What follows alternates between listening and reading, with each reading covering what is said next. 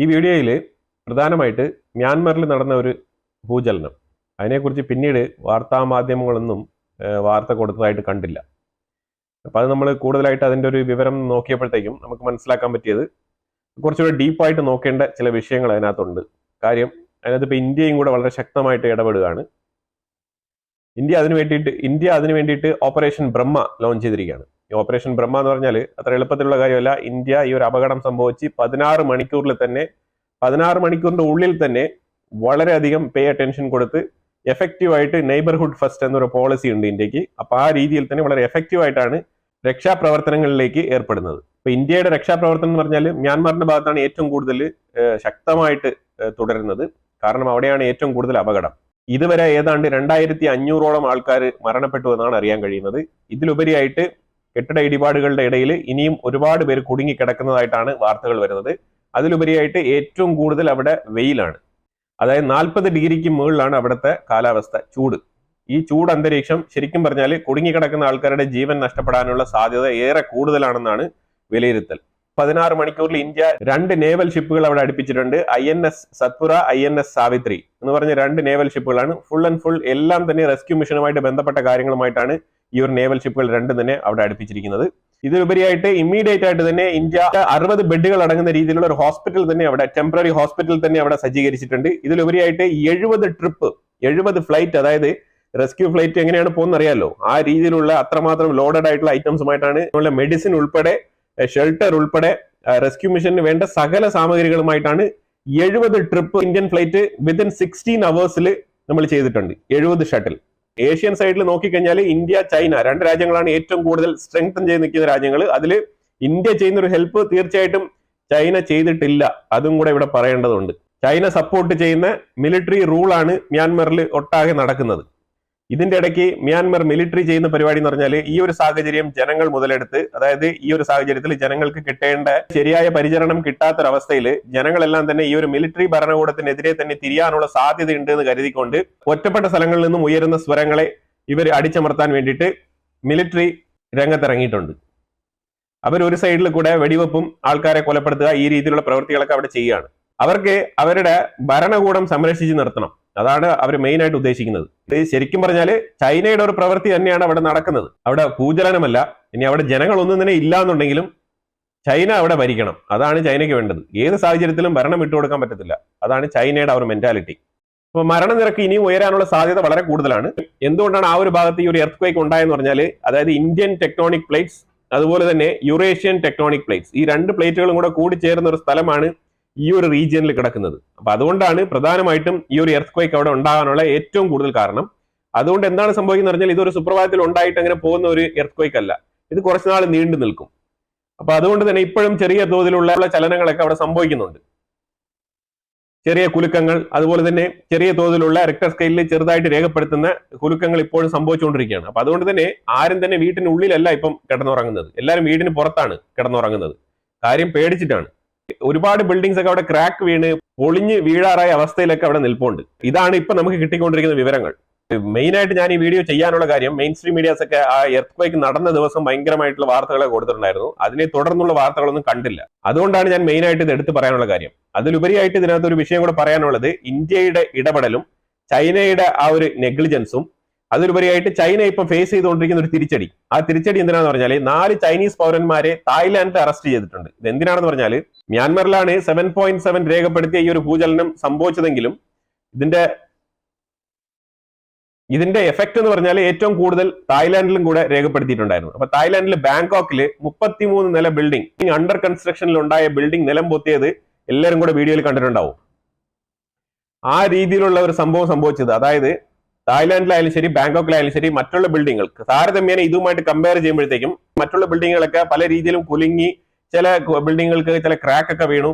എന്നാലും അത് സ്റ്റേബിൾ ആയിട്ട് നിൽക്കുന്ന ഒരു അവസ്ഥയാണ് ഉണ്ടായത്. പക്ഷേ ബാങ്കോക്കിൽ ഈ ഒരു ഒറ്റ ബിൽഡിംഗ് ആണ് നിലം പൊത്തിയത്. അതായത് ഭൂചലനം ഉണ്ടായി 2-3 ചെറിയ കുലുക്കത്തിൽ തന്നെ ഈ ബിൽഡിംഗ് നിലം പൊത്തുന്ന അവസ്ഥയാണ് ഉണ്ടായത്. അപ്പൊ ഇതാണ് ഏറ്റവും കൂടുതൽ സോഷ്യൽ മീഡിയയിലായാലും ശരി പല രീതിയിലും ഒരു ഇമ്പാക്ട് ഉണ്ടാക്കിയ ഒരു ചിത്രം. അപ്പൊ എന്താണ് ഇത് കാരണം എന്ന് പറഞ്ഞാൽ, ഈ ബിൽഡിംഗ് അണ്ടർ കൺസ്ട്രക്ഷനിലായിരുന്നു. ഇതിന്റെ കമ്പനി ഓൺ ചെയ്യുന്നത് ചൈനയാണ്. ചൈനയുടെ ടെക്നോളജി ഉപയോഗിച്ചുകൊണ്ടാണ് ഈ ഒരു ബിൽഡിംഗ് കൺസ്ട്രക്ഷൻ ചെയ്തുകൊണ്ടിരുന്നത്. ചൈനയുടെ 49% സ്റ്റേക്ക് ഓൺ ചെയ്യുന്ന കമ്പനിയാണ് ഇത് നടപ്പിലാക്കിക്കൊണ്ടിരുന്നത്. ഭൂചലനം നടന്ന് ഈ ഒരു ബിൽഡിംഗ് നിലം പൊത്തിയ ഉടനെ തന്നെ തായ്ലാന്റ് ഗവൺമെന്റ് അതൊരു റെസ്ട്രിക്റ്റഡ് സോൺ ആയിട്ട് തന്നെ അത് പ്രഖ്യാപിച്ചു. അപ്പൊ ഈ റെസ്ട്രിക്റ്റഡ് സോൺ എന്ന് പറഞ്ഞു കഴിഞ്ഞാൽ അത് പ്രൊഹിബിറ്റഡ് ആണ്, പിന്നെ അതിനകത്ത് ആരും തന്നെ കടന്നു പോകാൻ പാടില്ല. അപ്പൊ അങ്ങനെ ഒരു സോൺ പ്രഖ്യാപിച്ചിരുന്ന സമയത്ത് 4 ചൈനീസ് പൗരന്മാർ അവിടെ കടന്നു കയറിപ്പോയി 33 ഫയൽ, കോൺഫിഡൻഷ്യൽ ഫയൽ അവിടെ നിന്ന് എടുത്ത് മാറ്റിയതായിട്ടാണ് പറയപ്പെടുന്നത്. ആ ഫയൽ കെട്ടുകളോടുകൂടി അവർ ആ ബിൽഡിംഗിൽ നിന്ന് വെളിയിൽ വരുന്ന സമയത്തേക്ക് തായ്ലാന്റ് പോലീസ് ഇവരെ കസ്റ്റഡിയിൽ എടുക്കുകയാണ് ചെയ്തത്. കാര്യം ഈ ഒരു റെസ്ട്രിക്റ്റഡ് സോൺ ആയിട്ട് പ്രഖ്യാപിച്ച സ്ഥലത്തിന് ഈ 4 പേര് എന്തിനു പോയി എന്നുള്ള ചോദ്യമാണ് ഉണ്ടായത്. അങ്ങനെ ചോദ്യം ഉണ്ടായ സമയത്തേക്ക് ഇവരെ പിടിച്ച് അറസ്റ്റ് ചെയ്ത് ചോദ്യം ചെയ്തപ്പോഴത്തേക്കും മനസ്സിലാക്കാൻ പറ്റിയത് ഇവര് പ്രോപ്പർ വിസ അങ്ങനത്തെ കാര്യങ്ങളൊന്നും ഇല്ലാതെ ഇല്ലീഗലായിട്ട് ചൈനയിൽ നിന്നും തായ്ലാന്റിലേക്ക് വന്നതായിട്ടാണ് അറിയാൻ കഴിയുന്നത്. അപ്പൊ അതുകൊണ്ട് ഇവർ ഈ ഫയൽ എടുത്തത് എന്തുകൊണ്ടാണ്, ഈ കോൺഫിഡൻഷ്യൽ ഡീറ്റെയിൽസ് ഉള്ള ഫയൽ എന്തിനാണ് ഈ അണ്ടർ കൺസ്ട്രക്ഷൻ ബിൽഡിംഗിന്റെ സ്റ്റോർ റൂമിൽ എങ്ങനെയാണ് ഈ ഫയലുകൾ എത്തിയത്, ഇതുമായിട്ട് ബന്ധപ്പെട്ട രഹസ്യം എന്താണെന്നുള്ളത് അറിയാൻ വേണ്ടിയിട്ടാണ് തായ്ലാന്റ് ഗവൺമെന്റ് ഇപ്പൊ ഇവരെ എടുത്ത് ഡീറ്റെയിൻ ചെയ്ത് അന്വേഷണം മുന്നോട്ട് കൊണ്ടുപോകുന്നത്.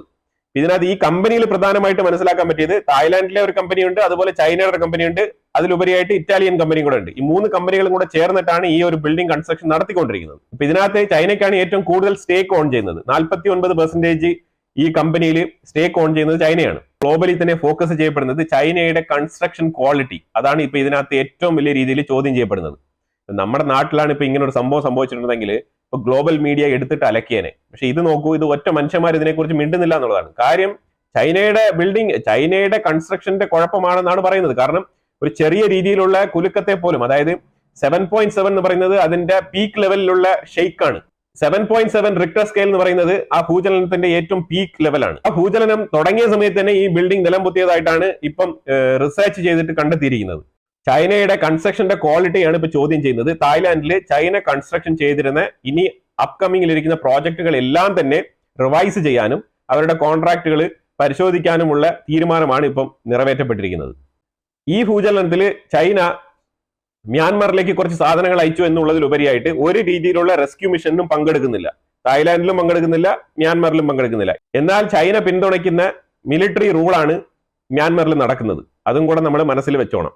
ISRO ചന്ദ്രയാൻ മിഷൻ പരാജയപ്പെടുമ്പോഴായാലും ചന്ദ്രയാൻ മിഷൻ വിജയിക്കുമ്പോഴായാലും ഏത് സാഹചര്യത്തിലും നമ്മുടെ നാട്ടിൽ കുറെ ആൾക്കാരുണ്ട്, എന്തിനാണ് നമ്മളിപ്പം ചന്ദ്രനിലേക്ക് ഇതൊക്കെ വിടുന്നത്, എന്തുകൊണ്ടാണ് ഇതൊക്കെ ചെയ്യുന്നത്, ഇവിടെ എത്രയോ ആൾക്കാർക്ക് പാവങ്ങളാണ്, പട്ടിണി കിടപ്പുണ്ട്, അങ്ങനത്തെ രീതിയിലൊക്കെ പല രീതിയിലുള്ള, അതായത് പരസ്പര ബന്ധമില്ലാത്ത കമ്പാരിസൺസ് നടത്തിക്കൊണ്ട് ഇന്ത്യ എപ്പോഴും തരം താഴ്ത്തുന്ന ഒരു കൂട്ടം ആൾക്കാരുണ്ട്. അത് ഞാൻ പലപ്പോഴായിട്ട് കണ്ടിട്ടുണ്ട്. അപ്പൊ ഇത് എല്ലാം വേറെ വേറെ മേഖലകളാണ്. ഇപ്പൊ ഏത് രാജ്യത്തിലാണ് ഇങ്ങനത്തെ പ്രശ്നങ്ങളില്ലാത്തത്? എല്ലാ രാജ്യങ്ങളിലും ഇതേപോലെ പോവർട്ടി ഉണ്ടാവും, അതുപോലെ തന്നെ പല തരത്തിലുള്ള കാറ്റഗറിയിലുള്ള ആൾക്കാരുണ്ടാവും. ഈവൻ അമേരിക്ക ഉൾപ്പെടെ ഈ പ്രശ്നങ്ങളെല്ലാം ഉള്ളത് തന്നെയാണ്. എന്ന് വെച്ചിട്ട് നമുക്ക് ISROയിൽ റിസർച്ചും ആ ഒരു സ്പേസ് മിഷനും ഇതൊന്നും നടപ്പിലാക്കണ്ട എന്ന് പറയാൻ പറ്റുമോ? ആ രീതിയിലല്ല ഇത് കമ്പയർ ചെയ്യേണ്ടത്. ശരിക്കും ഇന്ത്യയിലാണ് ഇപ്പം, അത് ഞാനിപ്പോ പറഞ്ഞു വരുന്നത് എന്തുകൊണ്ടാന്ന് പറഞ്ഞാല് ഇന്ത്യ ഒരുപാട് മിഷൻസ് നടത്തുന്നുണ്ട്, ഇന്ത്യ ഒരുപാട് കാര്യങ്ങൾ ഗ്ലോബലി തന്നെ പാർട്ടിസിപ്പേറ്റ് ചെയ്യുന്നുണ്ട്. അതൊന്നും വേണ്ട രീതിയിൽ മീഡിയ അറ്റൻഷൻ കിട്ടുന്നില്ല. ഇന്ത്യക്കുള്ളിലുള്ള മീഡിയാസ് തന്നെ അതിനെക്കുറിച്ച് സംസാരിക്കുന്നില്ല എന്നാണ് ഞാൻ പറഞ്ഞു വരുന്നത്. അല്ലാന്നുണ്ടെങ്കിൽ ഇപ്പൊ ഇന്ന് എത്ര മീഡിയാസ് ഈ ഒരു ഓപ്പറേഷൻ ബ്രഹ്മയെ കുറിച്ച് സംസാരിക്കുന്നു. അല്ലാന്നുണ്ടെങ്കിൽ ഈ ചൈനയുടെ ഈ ഒരു ബിൽഡിങ്ങിന്റെ ക്വാളിറ്റിയെ കുറിച്ച് തായ്ലാന്റ് ഉൾപ്പെടെ മ്യാൻമർ ഉൾപ്പെടെ ഇന്ന് ആൾക്കാർ സംസാരിക്കുന്നുണ്ട്. ബീബോ എന്ന് പറഞ്ഞ അവരുടെ ചാറ്റ് ബോക്സിലൊക്കെ ഭയങ്കരമായിട്ടുള്ള ചർച്ചകളൊക്കെ നടക്കുന്നുണ്ട്. പക്ഷേ ഇതൊന്നും ഇന്ത്യൻ മീഡിയ വേണ്ടത്ര ഫോക്കസ് ചെയ്യുന്നില്ല എന്നുള്ളതാണ് ഞാൻ പറഞ്ഞു വരുന്നത്. ഈ 33 സ്റ്റോറി ബിൽഡിംഗ് ഏതാണ്ട് 2 ബില്യൺ ബാത്ത് തായ് ബാത്ത് ഇൻവെസ്റ്റ്മെന്റ് ഉള്ള ഒരു കൺസ്ട്രക്ഷൻ ആണ് ഇത്. ആ രീതിയിൽ നല്ല പണച്ചെലവുള്ള പരിപാടിയാണ് ഇത്. ഇപ്പൊ എർത്ത് ക്വേക്ക് വരും എന്നുള്ളത് ചൈന മുൻകൂട്ടി പ്രവചിച്ചില്ല, അത് പ്രവചിക്കാനും പറ്റില്ല, അതൊക്കെയാണ്. ഇനിയിപ്പോ അഥവാ തകർന്നു വീണാൽ തന്നെയും കമ്പാരിറ്റീവ്ലി അതിനൊപ്പം വേറെ 1-2 ബിൽഡിങ്ങുകൾ കൂടി അതിനേക്കാളും അമ്പരചുംബികളായിട്ടുള്ള ബിൽഡിംഗ് അവിടെ നിലനിൽപ്പുണ്ട്. ബാങ്കോക്ക് എന്ന് പറഞ്ഞ സിറ്റി അറിയാലോ എങ്ങനെയാണ് അത് നിൽക്കുന്നത് എന്നുള്ളത്. അപ്പൊ ബാങ്കോക്കിൽ മറ്റുള്ള ഒരു ബിൽഡിങ്ങുകളും തകർന്നില്ല എന്നുള്ളതാണ് ചൈനയ്ക്ക് വന്ന സമയദോഷം. അതേ പറയാനുള്ളൂ. ചൈനയെ മൊത്തത്തിൽ നമ്മൾ അടച്ചാക്ഷേപിക്കുന്നില്ല, പക്ഷെ ചൈനയുടെ കൺസ്ട്രക്ഷൻ ക്വാളിറ്റി ഇന്ന് ലോകമെമ്പാടും ചോദ്യം ചെയ്യപ്പെടുന്നു എന്നുള്ളതാണ് വസ്തുത. തായ്ലാന്റില് ഒരു മോസ്ക് മൊത്തത്തിൽ പൊളിഞ്ഞു വീണിട്ടുണ്ട്. അതായത് വെള്ളിയാഴ്ചയാണ് ഈ ഒരു ഭൂചലനം സംഭവിച്ചത്. ആ മോസ്കിന്റെ ഉള്ളിൽ 700 പേരുണ്ടായിരുന്നാണ് പറയപ്പെടുന്നത്. 700 പേര്. ഇതേപോലെ 59 മോസ്ക് തായ്ലാന്റിലെ ഉള്ളിൽ പൊളിഞ്ഞു വീണിട്ടുണ്ടായിരുന്നു ഈ എർത്ത് ക്വേക്കിൽ. ഇതിനുള്ളിലൊക്കെ എത്ര പേര് ഉണ്ടായിരുന്നു എന്നുള്ളത് ഇതുവരെ എണ്ണി തിട്ടപ്പെടുത്താൻ പോലും കഴിഞ്ഞിട്ടില്ല എന്നുള്ളതാണ്. ഇതൊക്കെയാണ് ഇതിനകത്ത് മനസ്സിലാക്കേണ്ടത്. അതായത് വരാൻ പോകുന്ന ദിവസങ്ങൾ, വരാൻ പോകുന്ന വിവരങ്ങൾ തായ്ലാന്റിൽ നിന്നായാലും ശരി, മ്യാൻമറിലായിരുന്നാലും ശരി, അത്ര നല്ലതല്ല എന്നാണ് നമുക്ക് മനസ്സിലാക്കാൻ പറ്റുന്നത്. കാര്യം ആ രീതിയിലുള്ള മരണനിരക്ക് വരാനുള്ള സാധ്യതയാണ് നമ്മൾ മുൻകൂട്ടി കാണുന്നത്. ഇത് മ്യാൻമർ തായ്ലാന്റിലുള്ള ഒരു സൈഡിലുള്ള അപ്ഡേഷൻ ആയാലും അടുത്ത് ബെൽജിയത്തിനെ കുറിച്ചാണ് ഒരു വിഷയം കൂടെ പറയാനുള്ളത്. ബെൽജിയം, നമ്മൾ ഇന്ത്യയെ കമ്പയർ ചെയ്ത് പലപ്പോഴും സംസാരിക്കാറുണ്ട് യൂറോപ്യൻ കൺട്രീസ് ഒക്കെ പറഞ്ഞിട്ട്. അപ്പൊ യൂറോപ്പിൽ നടക്കുന്ന വിഷയമാണ് ബെൽജിയം അവരുടെ 2 എയർപോർട്ട് ഇന്ന് അടച്ചു പൂട്ടിയിരിക്കുകയാണ്. കാര്യം അവിടെ വേറെ വലിയ സംഭവമൊന്നുമില്ല. അവിടെയുള്ള തൊഴിലാളി സംഘടന സ്ട്രൈക്ക് നടത്തുകയാണ്, എൻറ്റയർ സ്ട്രൈക്ക്. ഈ സ്ട്രൈക്ക് എന്തിനാണെന്ന് പറഞ്ഞാൽ 2-3 അവകാശങ്ങൾക്ക് വേണ്ടിയിട്ടാണ്. ചില അവകാശങ്ങൾ ചോദിച്ചുകൊണ്ടാണ് ഈ ഒരു സ്ട്രൈക്ക് നടക്കുന്നത്. പെൻഷൻ, അതായത് പെൻഷന്റെ ആനുകൂല്യം കൃത്യമായി കിട്ടുന്നില്ല. എവിടെ? ബെൽജിയത്തില് യൂറോപ്യൻ കൺട്രിയിൽ ബെൽജിയത്തില് പെൻഷൻ കിട്ടുന്നില്ല, നമ്പർ 1. അടുത്ത് അൺഎംപ്ലോയ്മെന്റ് ബെനിഫിറ്റ്. അൺഎംപ്ലോയ്മെന്റ് ബെനിഫിറ്റ് എന്ന് പറഞ്ഞാൽ ജോലി ഇല്ലാതിരിക്കുന്ന സമയങ്ങളിൽ ഗവൺമെന്റ് കുറച്ച് ഗ്രാന്റ് കൊടുക്കാറുണ്ട്. അപ്പൊ അതാണ് ഈ അൺഎംപ്ലോയ്മെന്റ് ബെനിഫിറ്റ് എന്ന് പറയുന്നത്. ആ അൺഎംപ്ലോയ്മെന്റ് ബെനിഫിറ്റ് പ്രോപ്പർ ആയിട്ട് കിട്ടുന്നില്ല, നമ്പർ 2. നമ്പർ 3 പബ്ലിക് സർവീസ്, ജനസേവനം പ്രോപ്പർ അല്ല. പല ഓഫീസുകളിലും കയറി ചെന്ന് കഴിഞ്ഞാൽ പ്രോപ്പർ ആയിട്ടുള്ള സർവീസ് നടക്കുന്നില്ല. അവിടെയൊക്കെ എംപ്ലോയീസിനെ നിയമിച്ചിട്ടില്ല എന്നുള്ളതാണ് അടുത്ത പരാതി. അടുത്ത് ലേബർ മാർക്കറ്റ് എന്ന് പറഞ്ഞാല് തൊഴിലില്ലായ്മ അതിരൂക്ഷം. എന്നാൽ ഗവൺമെന്റിനുള്ള പോസ്റ്റുകൾ ഫില്ല് ചെയ്തിട്ടുണ്ടോ ചോദിച്ചു കഴിഞ്ഞാൽ അതുമില്ല. ഇതിന്റെ സംഭവം എന്താണ്? ശമ്പളം കൊടുക്കാൻ പൈസ ഇല്ല. ശമ്പളം കൊടുക്കാൻ പൈസ ഉണ്ടെങ്കിലല്ലേ ഈ ആൾക്കാർക്ക് ജോലി കൊടുക്കാൻ പറ്റൂ. അപ്പൊ ഇതിനകത്ത് കോംപ്ലക്സ് ആയിട്ടുള്ള ചില ഇഷ്യൂസ് ബെൽജിയത്തിന്റെ ഉള്ളിലുണ്ട്. നമ്മളിപ്പോ അതിലേക്ക് വരുന്നില്ല. കാരണം ബെൽജിയം എന്ന് പറയുമ്പോഴത്തേക്കും അവിടെ രാജാവുണ്ടല്ലോ, ഫിലിപ്പ് രാജാവ്. ബെൽജിയത്തിന്റെ പ്രിൻസസ് കഴിഞ്ഞ മാസം കണ്ടാണ് ഇന്ത്യ വിസിറ്റ് ചെയ്തിരുന്നത്. നമ്മൾ തന്നെ ന്യൂസ് ചാനലിൽ കവർ ചെയ്തിട്ടുണ്ടായിരുന്ന വിഷയം. നമ്മൾ ന്യൂസ് തുടർച്ചയായിട്ട് കാണുന്ന ആൾക്കാർക്ക് അത് മനസ്സിലാവും. അതായത് ബെൽജിയത്തിന്റെ പുതിയ ഗവൺമെന്റ്, ഒരു കൊലീഷൻ ഗവൺമെന്റ് ഇപ്പൊ നിലവിൽ ഫെബ്രുവരി 3-ാം തീയതിയാണ് അവിടെ ഗവൺമെന്റ് രൂപീകരിച്ചത്. ആ സർക്കാർ രൂപീകരിച്ച് ഇപ്പൊ ഇതാ ഒരു സ്ട്രൈക്ക്. അതായത് 7 മാസം കൊണ്ട് തൊഴിലാളികൾ ഈ ഒരു നെഗോസിയേഷൻ ഗവൺമെന്റുമായിട്ട് നടത്തിക്കൊണ്ടിരിക്കുകയാണ്. അതിന്റെ ഇടയ്ക്ക് ഇലക്ഷൻ വന്നു, പഴയ സർക്കാർ പോയി, പുതിയ കൊലീഷൻ സർക്കാർ വന്നു. എന്നിട്ടും ഇവരുടെ കാര്യത്തിൽ ഒരു തീരുമാനം വന്നിട്ടില്ല. അതായത് ഫെബ്രുവരി 3-ാം തീയതി വന്നു, ഇപ്പൊ ഏതാണ്ട് 2 മാസം കംപ്ലീറ്റ് ആവാൻ പോവാണ്. എന്നിട്ടും അവർക്ക്, ഈ തൊഴിലാളികൾക്ക് അവർ ഉദ്ദേശിക്കുന്ന ആനുകൂല്യങ്ങൾ കൃത്യമായി കിട്ടുന്നില്ല എന്നുള്ളതാണ് പരാതി. ഈ പരാതിയുമായിട്ട് ബന്ധപ്പെട്ടാണ് മൊത്തത്തിൽ entire Belgium strike.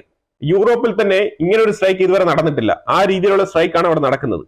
The Christian and socialist trade union, ഇവരാണ് ഈ സ്ട്രൈക്ക് നടത്തുന്നത്. The Christian and socialist trade union ഇവർ നടത്തുന്ന സ്ട്രൈക്കാണിത്. 2 എയർപോർട്ട് ഫുള്ളി ക്ലോസ് ചെയ്തിരിക്കുകയാണ്. ബ്രസൽസിലെ എയർപോർട്ടും ക്ലോസ് ചെയ്തിരിക്കുകയാണ്. യൂറോപ്പിലേക്കുള്ള ഒരു പ്രധാന കണക്ടിംഗ് പോയിന്റ് ആണ് ഈ ബ്രസൽസിലെ എയർപോർട്ട് എന്നൊക്കെ പറയുന്നത്. അപ്പൊ അതുകൊണ്ട് തന്നെ യൂറോപ്പ് തന്നെ സ്തംഭിച്ചിരിക്കുകയാണ്. എമിറേറ്റ്സ് ഉൾപ്പെടെ പല ഫ്ലൈറ്റുകളും ഇന്ന് ക്യാൻസൽഡ് ആണ്. അതാണ് ഇന്നത്തെ ഒരു അവസ്ഥ. ഇന്നത്തെ ഒരു ലോസ് എന്ന് പറഞ്ഞാൽ ഹ്യൂജ് ലോസ് ആണ്. ഇതിന് അവിടുത്തെ ഗവൺമെന്റ്, അവിടുത്തെ ഭരണാധികാരി ബാർട്ട് ഡി വേവർ എന്നാണ് ഇപ്പോഴത്തെ നിലവിലെ പ്രൈം മിനിസ്റ്ററിന്റെ പേര്. ഇതിന്റെ ഇപ്പുറത്ത് നിൽക്കുന്നത് അവിടുത്തെ ഫിലിപ്പ് രാജാവാണ്. ഫിലിപ്പ് രാജാവിന്റെ മുന്നിൽ നിന്നും ഫെബ്രുവരി 3-ാം തീയതി പ്രൈം മിനിസ്റ്റർ ആവാൻ വേണ്ടിയിട്ട് ഓത്ത് എടുക്കുന്ന ഒരു സീനാണ് ഇവിടെ കാണുന്നത്. ആ ഒരു ഫുട്ടേജാണ് ഞാനിവിടെ വെച്ചിരിക്കുന്നത്. അപ്പൊ ഇത് നടന്നിട്ട് ഇപ്പൊ 2 മാസത്തിനുള്ളിലാണ് ഈ ഒരു അവസ്ഥയിലേക്ക് ആ രാജ്യം തള്ളപ്പെട്ടിരിക്കുന്നത്. പിന്നെ ബെൽജിയവുമായിട്ട് ബന്ധപ്പെട്ട് നമ്മൾ നോക്കുകയാണെന്നുണ്ടെങ്കിൽ ഇറ്റലി, അതേപോലെ തന്നെ ചെക്ക് റിപ്പബ്ലിക്, ഇവരൊക്കെ ബെൽജിയവുമായിട്ട് നല്ല രീതിയിൽ ബന്ധമുള്ള രാജ്യങ്ങളാണ്. അവരൊക്കെ ഇടപെടും. ഇറ്റലിയിലെ ജോർജിയ മെലോനി, അതുപോലെ തന്നെ ചെക്ക് റിപ്പബ്ലിക്കിലെ പീറ്റർ ഫിയോല, ഇവരൊക്കെ ഇടപെടുന്നുണ്ട്, സംസാരിക്കുന്നുണ്ട്. കാര്യങ്ങൾ ഏതെങ്കിലും തരത്തിൽ തീർപ്പാക്കി ഈ ഒരു ട്രേഡ് യൂണിയനുമായിട്ട് ചർച്ച നടത്തി ഈ ഒരു സ്ട്രൈക്ക് ഒഴിവാക്കാൻ ശ്രമിക്കുന്നുണ്ട്. പക്ഷെ എത്രമാത്രം ഇത് ഫലം കാണുന്നുള്ളത് നമുക്ക് അറിയത്തില്ല. കാരണം ഈ ഒരു 7 മാസം വെയിറ്റ് ചെയ്തിരുന്ന് തുടങ്ങിയ ഒരു സ്ട്രൈക്ക് ആയതുകൊണ്ട് തന്നെ ഇതിൽ നിർണായകമായിട്ടുള്ള ചില തീരുമാനങ്ങളും ചില വാഗ്ദാനങ്ങളും ഗവൺമെന്റ് കൊടുക്കാതെ, ഉറപ്പുവരുത്താതെ ഈ സ്ട്രൈക്ക് നിൽക്കുമെന്ന് തോന്നുന്നില്ല. അടുത്തൊരു വിഷയം എന്ന് പറഞ്ഞാൽ ബംഗ്ലാദേശിലെ യൂനസ് ചൈനയ്ക്ക് പോയിട്ട് വന്നതിന്റെ നന്ദി പ്രകടനം. അവിടെ നിന്ന് ഒരു 400 മില്യൺ പിച്ചക്കാശ് പോലെ കുറച്ച് കിട്ടിയല്ലോ. അപ്പൊ അതിന്റെ എന്തെങ്കിലുമൊക്കെ ഒന്ന് കാണിക്കണ്ടേ? മൊയ്സു ഇതേപോലെ തന്നെ കാണിച്ചത്. അതുപോലെ ചൈനയ്ക്ക് പോയിട്ട് വന്നതിന്റെ ആ ഒരു കൂറ്, ചൈനയോടുള്ള ഒരു കൂറ് കാണിക്കാൻ പറഞ്ഞിരിക്കുന്നത് ഇന്ത്യയുടെ ഈസ്റ്റേൺ സൈഡിൽ കിടക്കുന്ന സ്റ്റേറ്റുകളെയാണ് ഉദ്ധരിച്ച് പറഞ്ഞിരിക്കുന്നത്. ട്വിറ്ററിലാണ് അറിയിച്ചത്, എക്സ് പ്ലാറ്റ്ഫോമിൽ.